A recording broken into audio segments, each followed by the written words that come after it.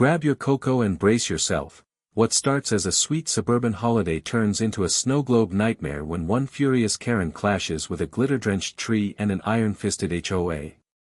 Police sirens, secret cameras, and a neighborhood uprising you won't believe are just the opening act. Want to see how a 4-foot pine ignited both a war and a movement? Stick around, this tale lights up fast.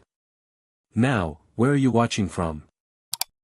Comment below, smash like, share the drama, and hit subscribe. The moving truck had barely rolled away from 27 Willow Oaks Drive when winter swept across central Indiana. High afternoon sun bounced off the fresh snowfall, turning every front lawn into a sheet of white glass. Inside the split-level ranch, Nathan Carter tightened the last screw on a bunk bed ladder while his wife, Melanie, unboxed kitchenware that still smelled faintly of their old apartment. 10-year-old twins Ethan and Marcus sprinted through hallways, mapping out secret hide-and-seek spots as though they were explorers claiming new continents. Nathan paused at the upstairs landing and watched them. He remembered all the late-night Zillow searches, the bank meetings, the anxious shuffling of down payment papers. They had chosen Willow Oaks for its playgrounds, its highly ranked elementary school, and the promise, so the realtor said, of a tight-knit community overseen by a very proactive HOA. Nathan wasn't sure whether proactive sounded comforting or vaguely threatening, but he had signed anyway. Tonight, he decided, they would christen the place with the family ritual that had followed them since the boys were 6, decorating their own 4-foot outdoor Christmas tree. After dinner, Melanie lugged a plastic storage bin onto the front porch. Inside lay a collapsible evergreen, a spool of multicolored LEDs, and an eclectic mix of ornaments, a clay snowman Ethan made in first grade, a miniature basketball hoop for Marcus, an old glass star that used to top Nathan's childhood tree. In the crisp, 25-degree air, the family assembled their tradition like a three-dimensional scrapbook. Melanie spread a plaid blanket over the powdery lawn so the ornaments wouldn't disappear in the snow. The twins snapped the telescoping trunk sections together, jabbering about whose side would get more lights. Nathan hammered a plastic stake into the frozen soil, securing the tree against the prairie wind. Cars eased down the cul-de-sac, rubber crunching on ice. A few neighbors offered polite waves, others slowed just long enough to inspect the new family. From a colonial 2 doors down, a curtain fluttered, and a silhouette lingered, someone cataloging the Carters' every move. Willow Oaks had its gossip grapevine, and Nathan suspected the watchers were already wondering whether those bright, mismatched bulbs fit the tasteful white light aesthetic trumpeted in the HOA welcome packet. Marcus held up a neon green reindeer ornament. "Do you think the HOA will like this, Dad?" he asked, half joking, half serious. Nathan winked. "If they don't, they can avert their eyes." Ethan laughed and draped a strand of candy cane tinsel around the little tree like a superhero cape. By the time the last bulb was tested, dusk had settled. Nathan ducked inside to flip the porch outlet. When he returned, the miniature pine shone in confident color, reds, blues, greens, and ambers blinking against a violet sky. The effect was cheerfully defiant, a pocket-sized carnival at the edge of suburbia. Across the street, the curtain fluttered again.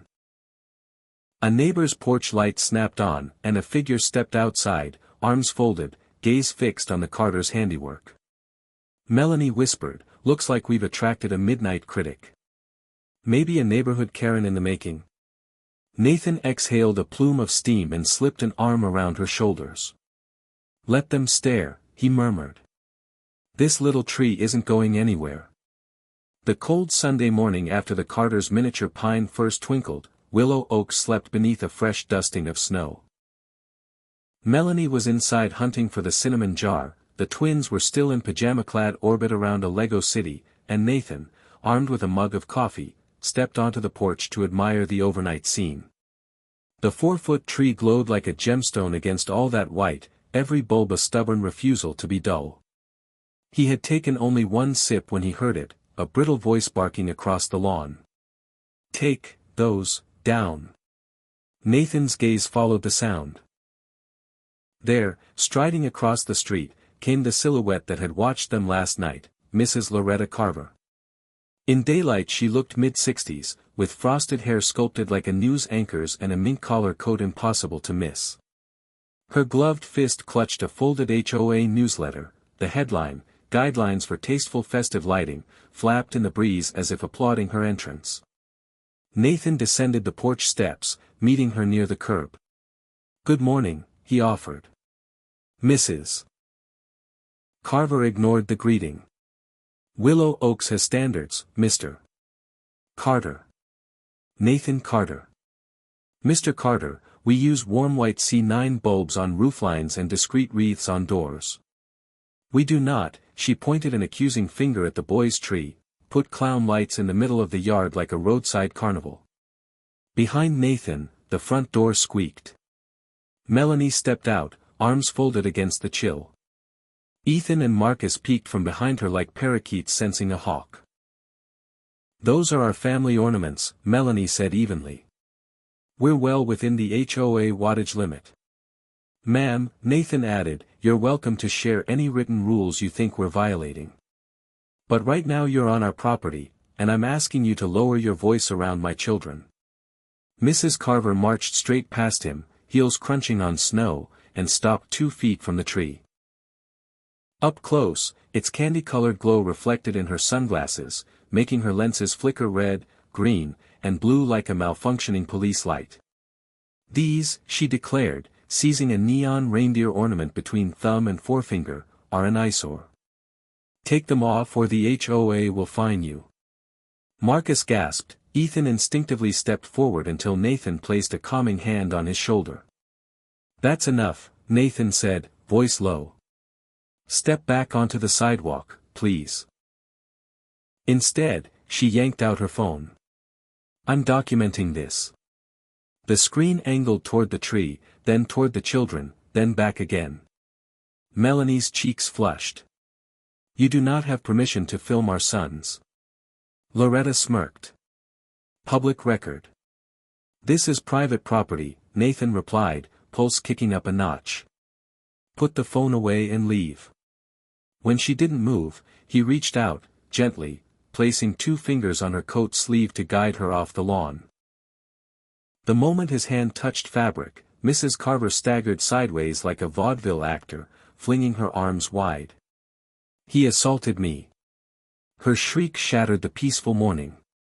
With trembling theatrics she jabbed at her phone, thumb stabbing the emergency icon. 911, yes. I'm at 27 Willow Oaks. A man just attacked me. Melanie hustled the twins back inside, though Ethan's frightened eyes clung to the scene through the storm door. Within 12 minutes. Nathan counted every one. 2 Marion County police cruisers rolled into the cul-de-sac, lights pirouetting in red and blue. Snow still drifted lazily from the sky, but now the neighborhood air crackled with something sharper. Officer Mark Briggs, a compact man with a buzz cut, stepped out first, palm resting on the butt of his holstered pistol. His partner, Officer Sierra Lopez, hung back by the cruiser's hood, scanning. Loretta sprinted, no other word for it, toward Briggs. "That's him." She pointed, as though Nathan were a suspect in a lineup. "He shoved me. I feared for my life." Briggs approached. "Sir, I need you over here." Nathan lifted his hands, palms outward, a habit he hated yet understood. "Officer, she trespassed, filmed my kids. I asked her to leave. I never shoved her." "We'll sort it out," Briggs said. "Turn around, place your hands behind your back." "Wait," Melanie called from the porch. "There are witnesses." But Briggs had already looped cold handcuffs over Nathan's wrists. The metal bit skin, the click sounded obscene in the quiet street. Inside, Ethan's face crumpled, Marcus's lips parted in silent shock. Nathan's ribs ached with the sight. At that moment a voice croaked from across the way. Harold Turner, the retired mail carrier who lived in the brick Rambler, shuffled forward waving an iPad. "Officer," he wheezed, "I recorded it from my window." He didn't push her. Just tried to guide her off the property. Briggs hesitated. Lopez left her post, studied the video, then conferred in low tones. Finally, Briggs exhaled. The cuffs came off. Mrs. Carver's jaw dropped. "You can't just, ma'am," Officer Lopez interjected, "your own HOA newsletter states members should not confront residents. Any complaints must be filed in writing. You were trespassing." Loretta's cheeks mottled crimson beneath her makeup. "This isn't over," she hissed, glaring daggers at the Carters. Nathan rubbed his wrists, warmth returning slowly.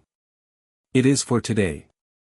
He nodded thanks to Turner, who offered a gentle smile before shuffling home. The cruisers rolled away, tires crunching over compacted snow. Silence returned, but it felt different, thin, fragile, as though one careless sound might shatter it again. Melanie wrapped Nathan in her arms on the porch. "Are you okay?" "I will be," he murmured, though bruises. Both mental and emotional, already formed beneath the surface. Inside, Ethan asked in a whisper, "Dad, did you go to jail?" "No, buddy." Nathan knelt, meeting their eyes. "Sometimes grown-ups make bad choices and the police have to figure out what happened. Everything's fine now." Marcus traced a finger along a faint red mark on Nathan's wrist. "It doesn't look fine." Nathan inhaled. Words perched on the edge of honesty, about prejudice, about fear, but he kept them caged for now. "We'll talk tonight, okay?" The twins nodded, accepting for the moment a thinner truth. They retreated to their Lego metropolis, but the laughter that usually tumbled from their corner arrived subdued, as if each block snapped together beneath a hush. Melanie busied herself with cocoa and marshmallows, the Carters' liquid bandage for any wound. Nathan stood at the window staring out at the little tree, its colors winking bravely. The ornament Loretta had pinched lay crooked, but still there. He thought of the HOA packet, of the word proactive, of how easily it could turn into aggressive. He also thought of Harold Turner's trembling hand holding that iPad like a shield, of Officer Lopez's steady voice quelling a storm her partner had nearly fueled. Neighbors could choose sides, he realized. And so could the Carters. Retreat wasn't in their nature. That evening, after tucking Ethan and Marcus into bunk beds warmed by quilted comforters, Nathan opened his laptop at the kitchen island and typed a letter to Willow Oaks HOA board. He described the trespass, the filming, the false accusation. He attached Harold's video. He CC'd Officer Lopez. He pressed send. He didn't know what the board would do. But a seed was planted, one that might grow taller, brighter, and more unyielding than any 4-foot pine. Outside, the first flakes of a new storm drifted past the street lamp. The little tree shone on, colors unmuted, undimmed, lighting a promise they intended to keep. Winter marched on, polishing Willow Oaks into a postcard of ice-rimmed roofs and slow-moving mail vans, yet tension bristled beneath the snow. Nathan's formal complaint, complete with Harold Turner's video and Officer Lopez's incident report, had landed in every board member's inbox the morning after Loretta Carver's theatrics. Within 48 hours the HOA distributed a terse email to all residents, special meeting notice and emergency session of the Willow Oaks Homeowners Association Board will be held December 15, 7 p.m. in the Community Center Multipurpose Room. Agenda to include, 1. Review of complaint filed by Mr. Nathan Carter, 2. Code of conduct discussion, and 3. Any other pertinent matters. Residents may observe but space is limited. Melanie stared at the message over morning coffee. They knew if they used the word disciplinary half the neighborhood would show up, she said. Review of complaint sounds so clinical. Nathan shrugged. Clinical or not, it's a spotlight. Loretta's going to hate it. Ethan, chewing toast, asked, "Is that the lady who yelled at Marcus and me?" "That's her," Melanie confirmed, smoothing the twins' backpacks. "Mom and Dad are going to a meeting so grown-ups can tell her she made a bad choice." Marcus frowned. "Will she yell again?"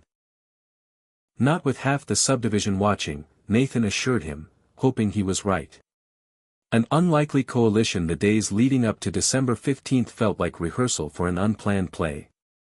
Neighbors Nathan barely knew dropped by with murmured stories. An Ethiopian couple on Hawthorne Lane described receiving anonymous notes about spicy smells whenever they cooked Berber chicken. A Filipino grandmother recounted Loretta photographing her driveway because her visiting daughter's car lowered property values. Even mild-mannered retiree Harold Turner admitted Loretta had once berated him for hanging an American flag too close to Martin Luther King Day, which is political. Melanie, a corporate trainer by trade, spent evenings at the kitchen table, turning scattered anecdotes into bullet-point affidavits.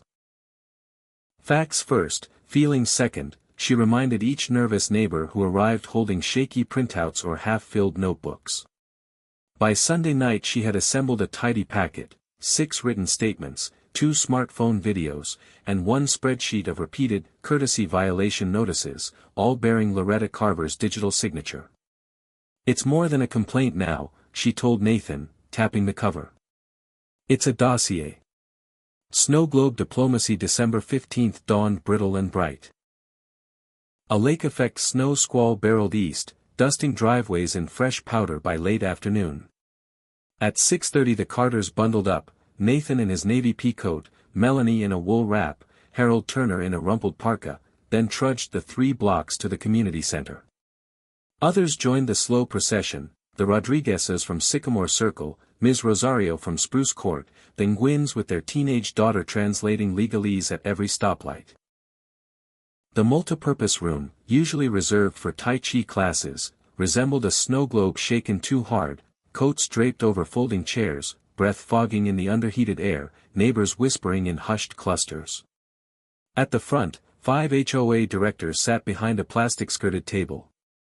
Nathan recognized Ralph Greer, the board president, by his salt-and-pepper beard and perpetually startled eyebrows. Beside him perched Monica Nguyen, secretary, no relation to the family attending. Paul Redding, treasurer, and 2 at-large members, Donna Blake and Luther Price.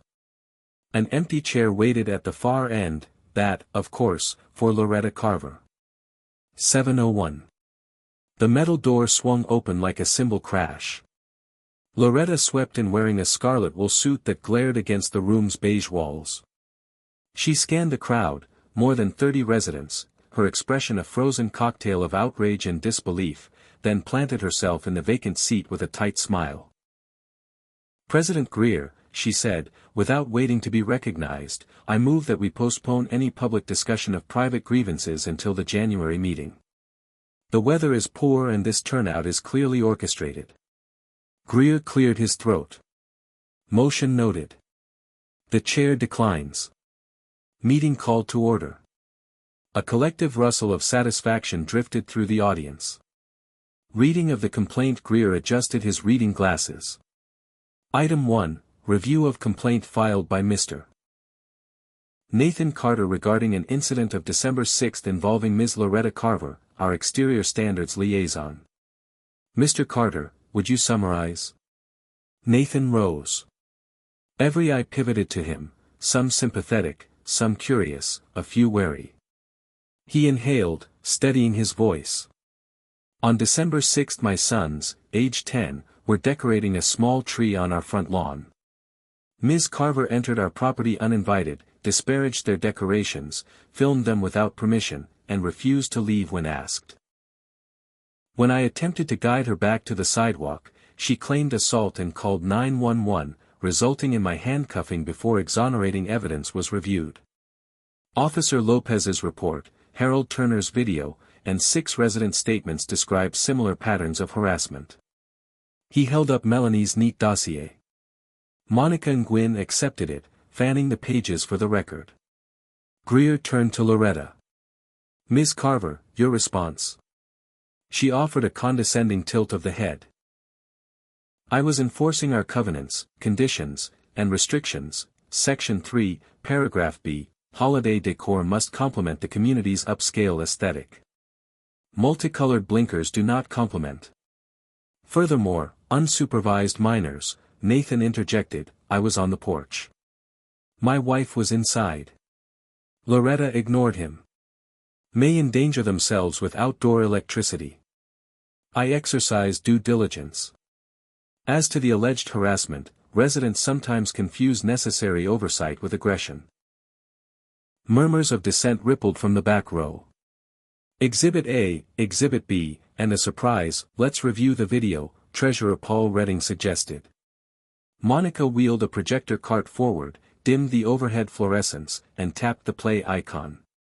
Harold's iPad footage filled the pull-down screen, Loretta's boot crossing the property line, her finger stabbing at ornaments, Nathan's calm request, the melodramatic stumble, her frantic 911 call. Silence thickened as the clip ended. Greer exhaled audibly.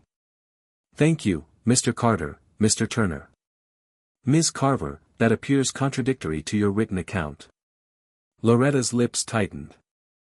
Video doesn't capture context, the hostility I faced, the children's unruly behavior, hostility, gasped Mrs. Rodriguez. Those kids were hanging candy canes. Before tempers boiled, Monica raised a hand. There's also a financial matter. During our fact-gathering, the Finance Committee audited recent expenditures. We discovered 8 emergency landscaping invoices, totaling $11,600, approved solely by Ms. Carver for common area beautification. These expenses were never bid competitively and exclusively paid to Precision Greenscapes. Loretta stiffened. That company offers reliable service during peak demand. Treasurer Redding clicked to display a spreadsheet. Precision Greenscapes is registered to Mr. Alan Hughes, your nephew. Gasps replaced whispers, even Greer's eyebrows vaulted higher. This is irrelevant. Loretta snapped. Family ties are not prohibited. Undisclosed self-dealing is, Redding countered. Our bylaws require disclosure and board approval for any contract involving relatives. Loretta's rouge seemed to deepen. This is a smear campaign orchestrated by Mr. Carter and, she gestured wildly, this entourage of rule-breakers who resent being held to standards. You issued my family 4 violation letters about our porch swing color, Ms. Rosario called out. The color came from the approved palette, you handed me the sample card. Harold Turner chuckled. She fined me because my mailbox flag squeaked. Said it was auditory blight. Laughter erupted, a pressure valve releasing weeks, months, maybe years, of pent-up frustration. Greer tapped his gavel on plastic. Order, please. We'll proceed in 3 stages, first, board questions, second, resident statements, third, deliberation. Board questions, the dam breaks. Donna Blake leaned into her microphone. Ms. Carver, can you produce a written warning you say you delivered before entering the Carter's property? Loretta shuffled papers. It must be, misplaced. Can you cite the exact wattage limit the Carters exceeded? She faltered, then spit out, excessive color saturation is not quantified, it's common sense. Ralph Greer's brow furrowed. Our guidelines specify lumens, not color. Luther Price, a soft-spoken engineer, posed the final question, why did you photograph minors without parental consent? Loretta's voice cracked. Evidence gathering. Monica's closing inquiry landed like a hammer. Ms. Carver, are you aware that Section 7 of Indiana Code 35-45-4 defines voyeuristic photography of minors on private property as misdemeanor harassment? Combined with the unlicensed contracting, this exposes the HOA to liability. Would you like us to consult outside counsel? Loretta's spine seemed to shrink. I would prefer internal resolution. Resident testimony, a chorus rises. Greer invited comments. One by one, neighbors approached the microphone. Mrs. Rodriguez recounted Loretta photographing her backyard barbecue, alleging commercial catering because of the crowd size. Mr. Patel detailed being cited for excessive foliage after planting drought-resistant bushes, exactly the varieties the HOA landscaping guide recommended. Ms. Rosario displayed 3 violation letters for her porch swing, all referencing imaginary subclauses. A shy middle schooler, Lacey Gwynn, revealed Loretta calling her an eyesore on a scooter when she rode home from band practice. Each voice braided into a rope the board could neither ignore nor untangle. The deliberation at 8:45 p.m. Greer adjourned to closed session, directing residents to wait in the hallway. The crowd milled among vending machines and trophy cases, murmuring predictions. Melanie handed out chamomile tea bags she'd stuffed into her purse. Nathan paced a tiled corridor counting exit signs. Loretta sat alone on a metal chair like an island eroding under waves of whispers. After 40 minutes the doors reopened. Greer motioned residents back inside. The directors looked grave but resolute. "We have reached a decision," Greer announced. "Effective immediately, Ms. Loretta Carver is suspended from all HOA duties pending a membership vote on permanent removal. A special election will be scheduled within 30 days. Furthermore, all enforcement actions issued solely by Ms. Carver over the past 18 months are voided subject to review. A third-party audit of financial transactions with Precision Greenscapes will be conducted, and refunds or credits applied where appropriate." A hush fell. Then applause rippled up like a sudden breeze stirring tall grass, gentle, then swelling. Some clapped politely, others with both hands and full lungs. Ethan and Marcus, whom Harold had escorted into the back after basketball practice, joined in, small palms smacking like firecrackers. Loretta rose, trembling. "You're making a grave mistake. Standards will slip. Property values will nosedive." "No," Melanie replied, rising so her voice carried. "What nosedives is trust when oversight becomes bullying." Loretta's glare flicked from face to face, searching for an ally and finding none. Clutching her red blazer as if it were armor, she stalked toward the exit. At the door she paused, tossed over her shoulder, "This neighborhood will regret siding with chaos." Harold Turner murmured, "Chaos looks awfully festive this year," and the room laughed, a sound not of mockery but release. Embers and afterglow outside, the storm had passed.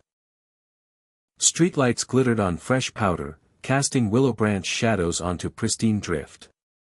Residents spilled into the parking lot, forming little constellations of conversation. Paul Redding approached Nathan and Melanie. "I'm sorry it took this long," he said, rubbing gloved hands together. "We thought Loretta's strictness was protecting values. Turns out it was protecting power." Melanie offered the dossier. "Keep it. You'll need documentation for the audit." He nodded, accepting. "We'll do better. And Mr. Carter, thank you for not letting this slide." Nathan felt a weight lift he hadn't realized he carried. "It wasn't just me." Everyone stepped up. As they walked home, Marcus stomped perfect boot prints into the unblemished snow. "Mom, does this mean we can add more lights?" Melanie laughed. "Within the wattage limit, sure." Ethan tugged Nathan's elbow. "And the tree stays?" Nathan glanced at the 4-foot pine ahead, still twinkling proudly on their lawn. "The tree stays," he confirmed. "And maybe next year, every house will have one." He didn't say it as a prediction, just a thought drifting into the chilly air. Yet something about the night, the coalition forged, the applause echoing, made it feel possible.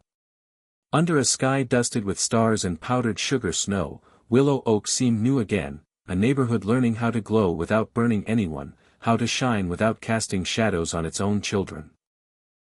The days after Loretta Carver's suspension felt like a deep breath the neighborhood had waited years to take.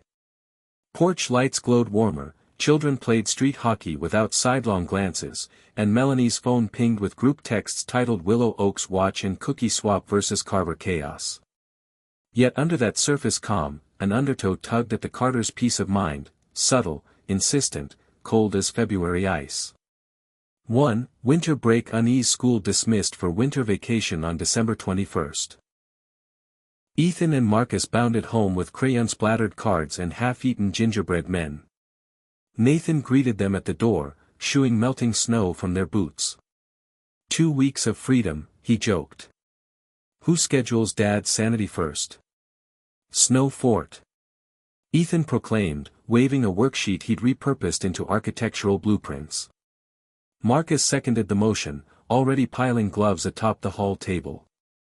Nathan had planned an afternoon conference call from his upstairs office. A new project kickoff with colleagues in Phoenix, but he pushed it back 30 minutes so the twins could raid the basement for plastic shovels. While they rummaged, Melanie tugged Nathan aside. "I got a phone call on my mobile," she whispered, eyes flicking to the ceiling to be sure the twins were out of earshot. "No caller ID." A woman's voice, raspy, low. She said, "Bad things happen to rule breakers." Then she hung up. Nathan's jaw tensed. "Loretta." Melanie nodded. "I'm blocking unknown numbers, but she has our address. Our routines. I'll call Officer Lopez." She said to report anything. Nathan tried to sound steadfast, but his fingers shook when he typed the text. Anonymous threat call. Possibly Loretta Carver. Advice? The officer replied within minutes. "File a formal report, I'm noting it in the case log. If possible, install exterior cameras. Any mailbox damage?" "Not yet," Nathan answered, though the suggestion planted a seed in his mind. One that would sprout out of necessity all too soon. 2. Footprints at midnight. 3 nights later, the neighborhood lay under an Arctic high, single-digit temperatures that flash froze every puddle. Melanie woke first. 2:11 a.m. A thump. Maybe the furnace kicking off. But then another, lighter, like a hurried footstep on ice. Nathan stirred. "You hear that?" Melanie nodded toward the window. Nathan parted the curtains a sliver, careful not to silhouette himself against lamplight. The street lamp caught a tall figure at the end of their driveway, coat hood up, posture stiff. The person knelt near the 4-foot pine, fiddling with something at its base. As the figure stood, the hood fell back, letting the yellow-white light graze silver hair. "Loretta," Nathan whispered. "She's cutting the power cord." Adrenaline spiked. But they'd promised Officer Lopez, no heroics. Nathan reached for his phone. Melanie squeezed his arm. "Call 911. Outside, Loretta inspected the unplugged cord, then swiveled toward the house. Her eyes met the window as if she felt their gaze. She raised her phone, flash snapping a photo. Nathan ducked away. In the distance, a siren wailed. Loretta, startled, dropped the cord, and hurried to a dark sedan idling half a block down. Tires slewed on ice, the car sped away as patrol lights splashed over the roofs. The responding officers, Lopez among them, took their statements, photographed the severed wire, and promised the footage from Harold Turner's newly mounted doorcam already showed a partial license plate. But it wasn't enough for an arrest. 3. Paper cuts and petty wars. Christmas Eve morning, the twins discovered the first anonymous courtesy notice tucked under their inflatable snowman, trash cans visible from street on non-collection day. The HOA letterhead looked legit, but Monica and Gwyn confirmed no such notices had been issued since Loretta's suspension. Someone had forged it. On December 26 a second envelope appeared, this one Scotch taped to the Carter's mailbox flap. Unauthorized color scheme, front door. Melanie's jaw dropped. She herself had chaired the paint selection committee, and the door was in fact HOA approved, deep juniper. Monica laughed darkly when she saw the fake violation. Loretta never read the new palette memo. She thinks green is still verboten. Melanie started an evidence wall on the fridge, clipping each forged letter with dates and annotations, same font, different ink, no board signature, postmarked out of county. Nathan added stills captured from Harold's doorcam, Loretta skulking past 3 a.m., Loretta's sedan circling twice at dawn, Loretta slipping papers onto mailboxes wearing latex gloves. 4.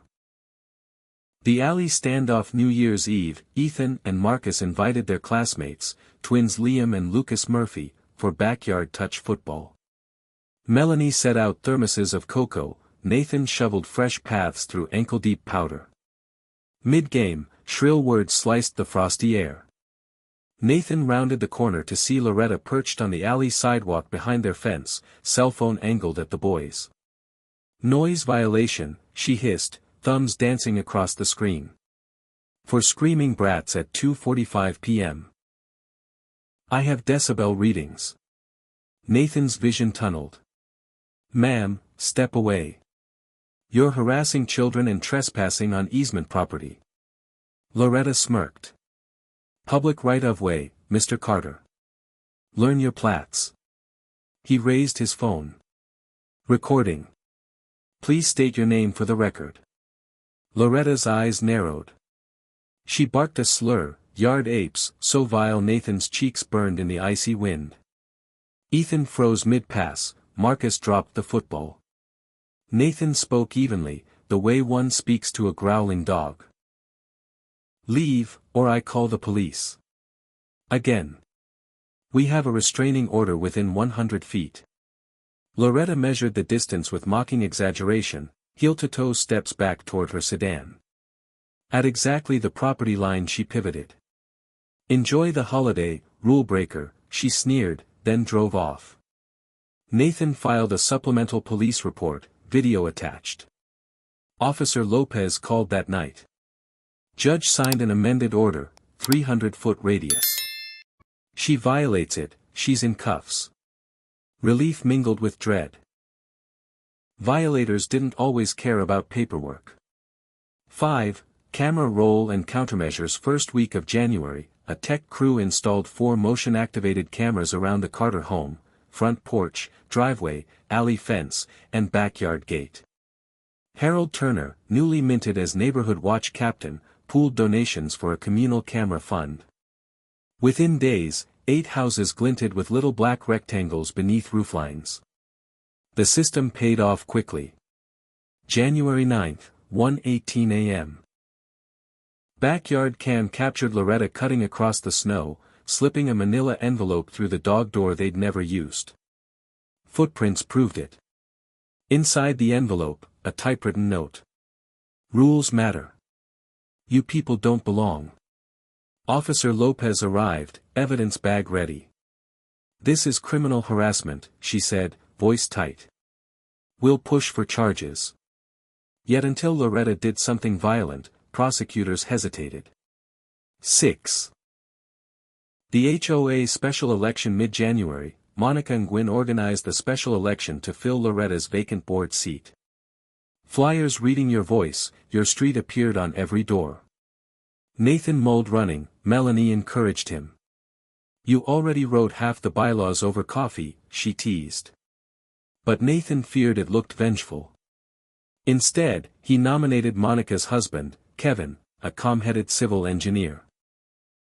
Loretta, defying suspension, showed up at the candidate Q&A night, sitting in the front row like an auditor. Mid-discussion she interrupted, Mr. Nguyen, where were you when unsightly lights threatened our home values? Kevin smiled politely. I was reading the actual data. Zillow estimates rose 3% after the Carter tree went viral on social media. Laughter erupted. Loretta stormed out, heels stabbing linoleum.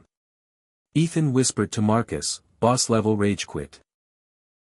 Kevin won in a landslide, 84 votes to 2, Loretta and her sister, residents speculated. Monica celebrated by drafting a civility covenant, requiring board members to undergo conflict resolution training and sign anti-harassment pledges. Nathan helped with wording, feeling the neighborhood wobble towards something sturdier. 7. Escalation, the spray paint night. January 18. A Friday. Melanie had taken the twins to a Space Explorers exhibit downtown. Nathan stayed to finish a client presentation. At 9:43 p.m. the siren shrill of the new driveway cameras app jolted him. Motion alert, front yard. He clicked live view. Loretta's sedan idled at the curb. She emerged with a can of spray paint, shaking it vigorously. She stalked to the 4-foot tree, now half buried in snow but still lit nightly, and scrawled giant letters on the snowbank, "Move." Then she pivoted to the garage door, uncapped the can again. Nathan's heart hammered. He dialed 911 on speaker, describing the scene while sprinting downstairs, phone and camera feed in hand. "Remain inside," the dispatcher insisted, "units are 3 minutes out." But Loretta had already painted "Trash Culture" in dripping red across the white door panels. Patrol cars screeched up, tires fishtailing on ice.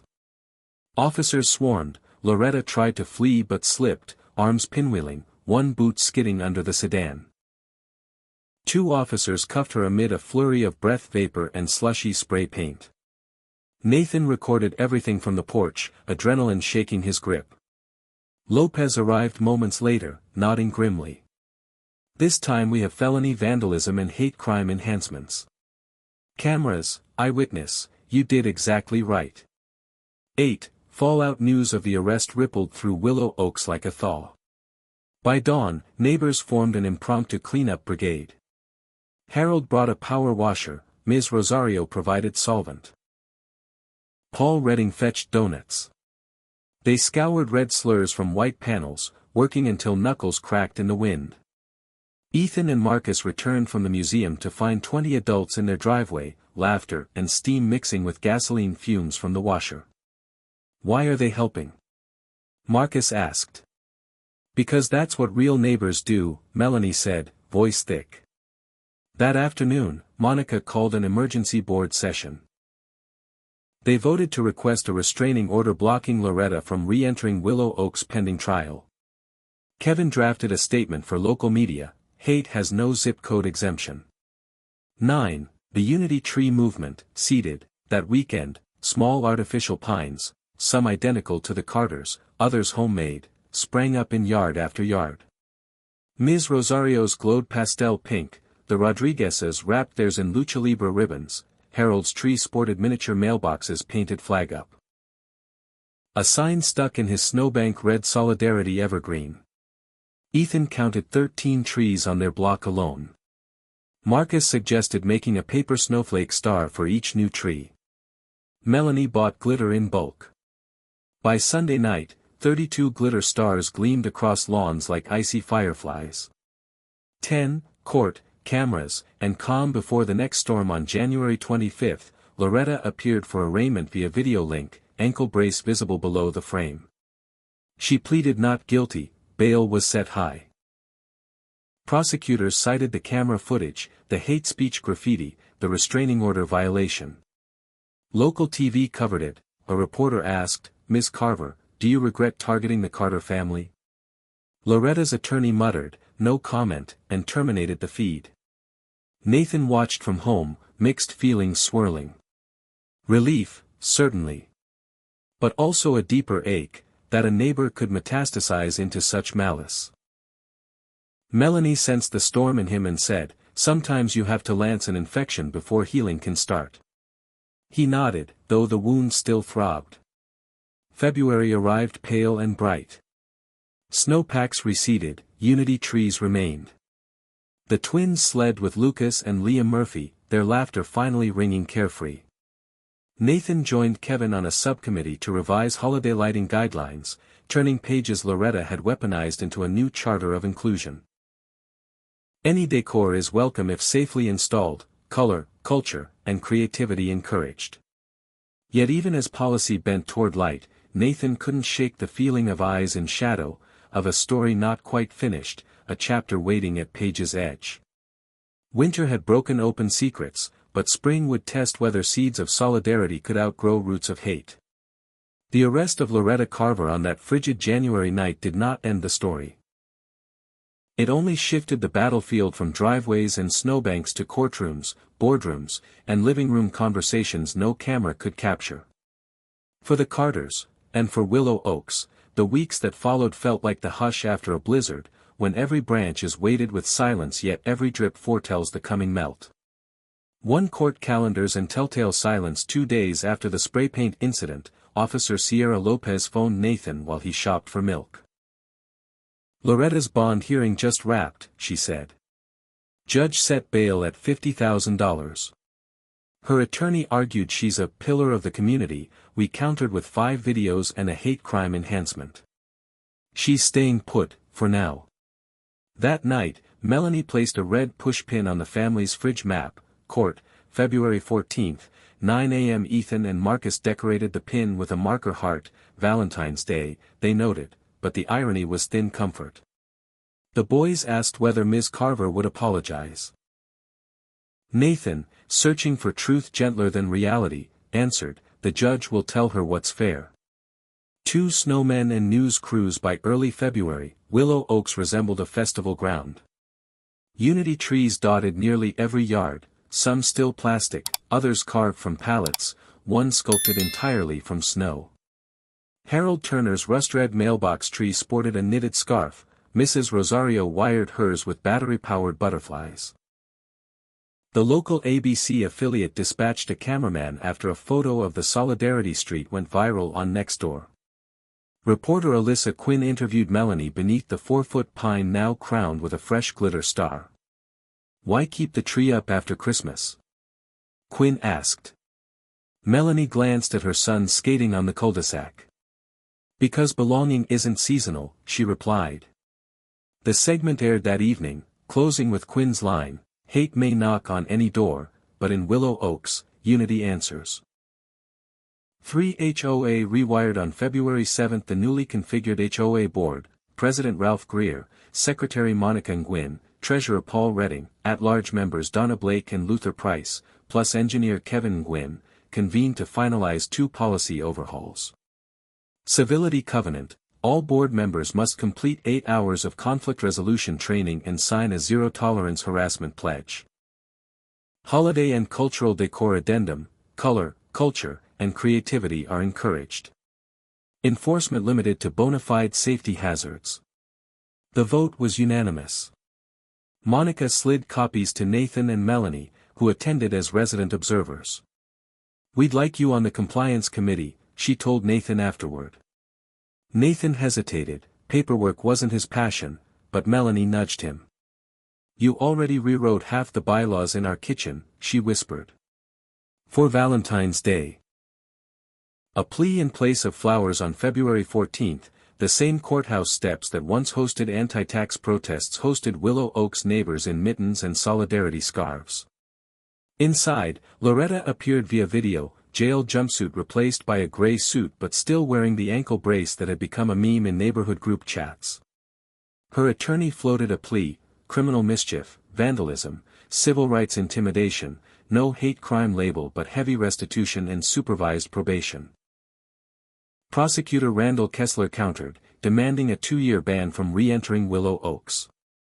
Nathan watched Loretta's eyes flicker, shock, then resignation. She whispered to counsel, he nodded. Judge Cheryl Hartwell read the terms aloud: 30 months probation, 250 hours community service, to be served outside Marion County, $12,800 restitution for property damage and policing costs, mandatory cultural competency course. No physical presence within Willow Oaks City parcel map for the duration of probation. Loretta uttered the words, I plead guilty, in a voice so small it sounded borrowed. Through the monitor she seemed to shrink, finally realizing that HOA newsletters could not laminate her against the law. Outside, Monica hugged Melanie. Paul Redding shook Nathan's hand. Ethan asked, is it over now? Nathan crouched. The hard part is, yes.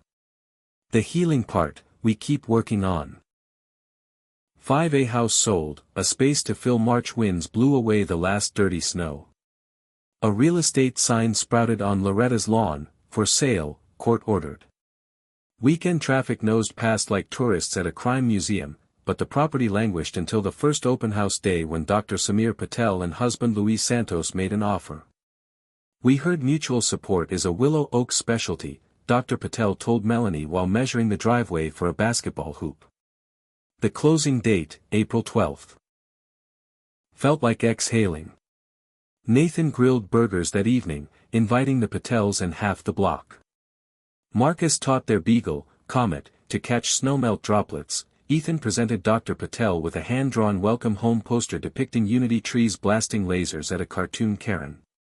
Luis laughed so hard iced tea shot from his nose. 6 board seat, new shoes. In May the HOA's nominating committee asked Nathan to fill Donna Blake's seat. Donna was moving to Florida. Nathan paced the kitchen tile till midnight, listing pro and con columns. Pro, shape policy, ensure fairness, channel outrage productively. Con, monthly meetings, potential target. Melanie listened, then set her phone on the counter playing the ABC segment, his wife's belonging isn't seasonal, quote. Nathan pictured his sons 13, 16, maybe standing against the next bully who weaponized bylaws.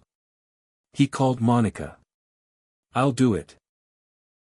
Sworn in at the June meeting, Nathan donned a thrift store blazer 2 sizes too big, bored chic, Melanie teased, and took a chair still warm from Donna's tenure.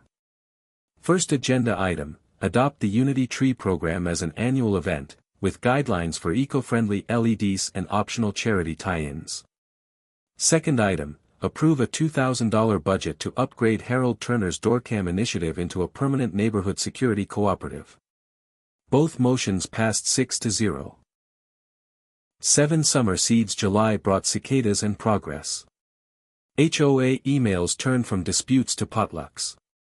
Kevin Nguyen's landscaping subcommittee replaced formal hedges with pollinator gardens. Kids sold lemonade to fund bee houses. Ethan and Marcus launched a Treehouse Gazette, for photocopied pages of jokes, soccer schedules, and a Karen counter, 0 incidents since February. One humid Saturday, Nathan sat on his porch steps, sanding a wooden sign that would mark Unity Tree participants come December. Harold ambled over with grape popsicles. Funny, the old mail carrier said. A year ago I almost listed my place. Couldn't stomach more of Loretta's nonsense. Thought neighborhood spirit was dead. He raised his popsicle in salute. Turns out it was dormant. 8 Autumn, paper to print in October, Indianapolis Monthly profiled Willow Oaks, from hate to holiday. How one block turned bigotry into bright lights. The article featured a photo of Melanie and Monica hanging rainbow garland under the headline, HOA rewrites its rules, and its reputation. Property value graphs showed a 5% bump since January. Loretta, meanwhile, appeared only in a sidebar.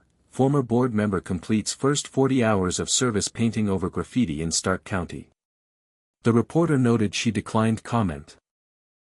Nathan clipped the piece for the fridge, right beside the last forged violation letter, kept as a reminder of recursion. Some seeds grow flowers, some thorns. 9 Thanksgiving Eve, a candle and a vote on November 22. Board President Ralph Greer resigned for health reasons. The remaining directors elected Nathan interim president in a 5-0 vote. Paul Redding joked that Nathan's ornament spreadsheet qualified as an MBA thesis. That same evening, the community center buzzed with volunteers stringing lights for the inaugural Unity Tree lighting scheduled 2 weeks later. During cleanup, Ethan found an unlit tea candle beneath a stack of extension cords. He brought it to Nathan. Fire hazard? Ethan asked. Nathan smiled, struck by the shift. Last year his son feared every rule, now he helped steward them. Nathan pocketed the candle. We'll light it at the ceremony, he promised. December 10th 1st. Switch flipped 700 LED bulbs crowned a 20-foot spruce on the community green, donated by a local nursery after seeing the TV coverage. A banner read, Belonging isn't seasonal, Willow Oaks Unity Trees 2026. Residents gathered with thermoses and portable fire pits. Dr. Patel handed out peppermint cocoa bombs. Luis conducted an impromptu carol choir. Nathan stepped to the portable lectern, feeling the hush before a note rings. 12 months ago, he began, one little tree nearly broke this neighborhood in half. Tonight it stitches us together. He beckoned Ethan and Marcus. The boys produced the forgotten tea candle, now fitted with a battery flicker bulb. Safety first, Marcus declaimed, earning a laugh. They placed it at the spruce's base. On the count of 3, Melanie called. 1, 2, 3. The switch snapped. The spruce erupted in color, teal, coral, lavender, warm white. Reflecting on faces of every shade. Up and down each cul-de-sac, 4-foot unity trees answered in kind, blinking like Morse code messages, "We are here. We are many.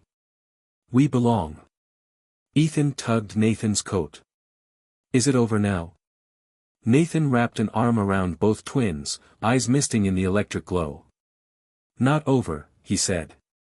"Grown-ups keep working so kids can keep playing. That's how neighborhoods stay lit." 11 Coda. Light leans forward later that night, while Melanie tucked saved candle programs into a scrapbook. Nathan scrolled the Treehouse Gazette's latest edition. The Karen counter box now read 365 days incident-free. Beside it, Ethan had doodled a Unity tree rocketing into space, starburst engine firing bright. Nathan closed the laptop. Beyond the window the tiny pine, the one that started everything, twinkled steady, wind chimes clinking a minor key. Snow was forecast by dawn. Somewhere outside Willow Oak's boundaries, Loretta Carver would scrape ice from a windshield and serve the rest of her probation painting over someone else's anger. Inside the neighborhood she once ruled, children slept easy under roofs strung with every color in the catalog, enforcement committee chaired by the very man she tried to cuff.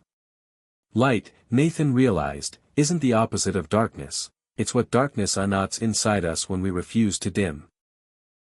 The power of a 4-foot tree was never in its wattage, it was in the people who chose to keep plugging it back in. When the last garland was boxed after the inaugural Unity tree lighting, Willow Oaks exhaled into the ordinary calm of deep winter, expired gift receipts, leftover gingerbread, salt-rimed minivans. Yet for Nathan, Melanie, and their twins, the lull felt more like the hush before first bell at a brand new school, familiar streets, yes, but unexplored lessons ahead. January 1st resolutions and real numbers. On January 5th the freshly balanced HOA held its first budget workshop under Nathan's presidency. Spreadsheet columns once weaponized for aesthetic compliance, now brimmed with ideas, a pollinator garden grant, multilingual signage, block party microfunds. Treasurer Paul Redding presented the bottom line. Thanks to property value gains, he flashed a Zillow graph. And a small insurance payout from the Carver restitution, we're operating at a 5% surplus. Nathan's gavel tap echoed pleasantly off the cinderblock walls.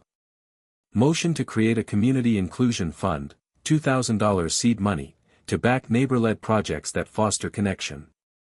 Secretary Monica Nguyen whispered, "Second." The vote was unanimous. In the audience, Harold Turner raised both fists like a referee declaring touchdown. When Melanie heard the news, she made the twins write inclusion fund in bold across the family kitchen calendar. Ethan penciled below, "No rules against color." To the book club that wasn't mid-January, Ms. Rosario floated an idea on the neighborhood forum, a Willow Oaks reading circle. Within hours 30 neighbors signed up, but the first meeting stumbled, no one could agree on a book. Dr. Patel nominated an Indian memoir, Louise favored a sci-fi classic, Harold suggested John Grisham. Threads frayed into good-natured chaos until Marcus raised his hand, virtually, why not a story swap? Everyone brings one short piece from their own culture, we read them aloud in turn. The suggestion stuck. On a snowy Saturday evening, folding chairs filled the community center, kids sprawled on gym mats, and stories unfolded, Tagalog ghost tales, Ethiopian proverbs, a mail carrier limerick by Harold. Melanie read, "The Little Fir Tree," in Spanish and English, pausing so neighbors could pronounce trunk, ramas, astrellas. Even the fence-mending Murphy twins recited an Irish blessing. Nathan watched Marcus's face glow every time a tongue he didn't know curled around words he'd never heard. It reminded him of Christmas lights on an undiscovered wavelength. 3 Legacy of the Glitter Stars. February meant science fair posters and slushy curbs. Yet Unity Tree momentum refused to hibernate. Ethan proposed recycling the glitter stars into charity ornaments. With Monica's guidance, the Kids Treehouse Gazette announced a glitter star auction, each star signed by its donating family, minimum bid $5, proceeds to the local food pantry. On auction night, the multipurpose room resembled a galaxy, hundreds of shimmering cardstock stars strung on fishing line. Dr. Patel and Louise served as auctioneers, hamming it up with faux British accents. A snow star bearing a doodle of Harold's squeaky mailbox fetched $42, the Rodriguez's Lucha Libre ribbon star hit $60 after a playful bidding war. By evening's end the children tallied $2,374, enough for 500 pantry meals. Ethan handed the bank envelope to Director Luther Price, declaring, "Stars should feed people too." Luther's eyes glistened. For storm season and the power of prepared neighbors, March roared in with Midwest thunder. A Wednesday squall snapped two maples, one crashing onto Sycamore Circle's power line. Entire blocks lost electricity. Older residents fumbled with battery lanterns until the new neighborhood watch text thread activated, Harold, outage East Quadrant. Who has generators? Kevin Gwynn, mine's free. Need help hooking it? Melanie, coffee urn at 27 Willow Oaks if anyone's cold. Bring a mug. Within 20 minutes the Carters' living room hummed like a cafe. Board games on the rug, crock-pot cocoa on the sideboard, Dr. Patel triaging extension cords. Amid flashlight beams Nathan noticed Ms. Jiao, the shy grandmother Loretta once accused of running a garage school, chatting easily in Mandarin with Melanie using a translation app. Power returned before dawn. The outage, minor on the city ledger, felt monumental in its proof, crises could bind without burning. 5 letters from afar. April delivered an unexpected envelope, linen stock, embossed return address, Carver and Franklin, attorneys at law. Melanie felt her stomach drop until she noticed the handwriting, small, tentative, on a note inside. Mrs. Carter, Mr. Carter, and boys, you may doubt my sincerity, but I wish to apologize for pain my actions caused. Counseling has begun to show me windows I'd painted shut. I understand if forgiveness is not yours to grant. Loretta M. Carver. No excuses, no legal threats. Just 13 lines of contrition. Nathan read it thrice, set it on the counter, and let the silence of possibility settle. They debated at dinner. Accept but verify, Melanie counseled. Ethan asked if apologies expire. Marcus shrugged. If she's planting seeds, at least they're not weeds. Nathan penned a reply 2 days later, Mrs. Carver, accountability continues in court. Healing continues in community. We wish you genuine growth. Nathan and Melanie. He mailed it with no expectation beyond the civility it practiced. 6 spring vote and the color clause. May's annual HOA meeting drew record attendance, partly for the promised barbecue, partly for item 4, amend section 3B, the clause Loretta once cited to police the Carter lights. Nathan clicked through a presentation, a timeline of misuse, resident testimonials, photographs of every Unity tree variation. Section 3B no longer reflects our community values, he concluded, pointer resting on a slide that read only 2 colors are illegal, hate and fear. Motion to strike the color language entirely. Votes cast, 97 in favor, 3 opposed, 2 absentee landlords and 1 resident who feared purple bulbs attracted mosquitoes. Section 3B dissolved like sugar in spring rain. Children scribbled chalk rainbows down the sidewalk outside, unpoliced. 7 Summer Exchange. Seeds to Saplings. June's Inclusion Fund birthed its first project, the Willow Oaks Little Free Library and Seed Bank. Kevin designed a weatherproof structure shaped like the Unity spruce, Melanie organized book donations, Ms. Rosario contributed seed envelopes, marigold, cilantro, milkweed. At the ribbon-cutting Ethan slipped Diary of a Wimpy Kid onto the kid's shelf, Ms. Jiao tucked in bilingual picture books, Harold stocked vintage postal stamps for curious collectors. Nathan planted the ceremonial shovel, marveling at how compliance and community now shared a root word, common. 8 A name that stuck. By July, outsiders routinely used Willow Oaks Unity Lights to describe the neighborhood, sometimes shortening it to WLUL for blog headlines. Realtor flyers boasted Unity Tree District, promising diverse, festive spirit year-round. Zillow listings featured twilight photos dotted with mini pines left up, some changed to seasonal colors. Pastel for Easter, red white blue for July 4th. Ethan worried aloud that commercialization might cheapen the symbol. Nathan told him any story told often risks dilution but also spreads its light. "We'll steward it," he said, "and let others remix with care." 9 An unexpected nomination. September delivered another letter, this one from the Indiana Neighborhood Alliance. Willow Oaks had been nominated for the annual Community Catalyst Award, recognizing civic groups turning conflict into collaboration. The application asked for a representative speaker at the November summit in Fort Wayne. The board voted unanimously, Nathan Carter. Public speaking wasn't Nathan's favorite sport, but Melanie clapped his shoulder. "You gave a TED talk to a bully with a can of spray paint. This is friendlier." 10 Summit stage on November 10. Nathan stood behind a mahogany podium under theater lights. Slides flicked by, a 4-foot pine in fresh snow, a still of Officer Lopez cuffing Loretta, a driveway full of neighbors power-washing hate, Unity trees shining like low constellations.